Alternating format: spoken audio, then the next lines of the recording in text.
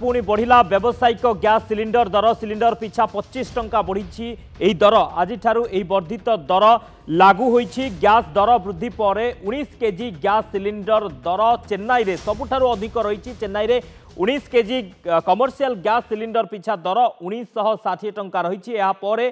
कोलकाता रे द्वितीय सर्वाधिक दर रही। कोलकाता रे 19 केजी एलपीजी सिलिंडर दर 1911 टंका रही। सेपरी दिल्ली रे दर रही 1795 टंका। मुंबई रे 19 केजी एलपीजी दर 1749 टंका रही। तेबे साधारण खाउटी लगी व्यवहृत सब्सिडीयुक्त सिलिंडर दर अपरिवर्तित रही। घरोई सिलिंडर दर में कौन वृद्धि घटी ना। प्रतिमासर प्रथम तारीख में विभिन्न गैस कंपानी आंतर्जातिक बजार दर अनुसार यह दर स्थिर कर विभिन्न राज्यगुड़िकर दर वृद्धि होती दर वृद्धि विभिन्न तैल कंपानी।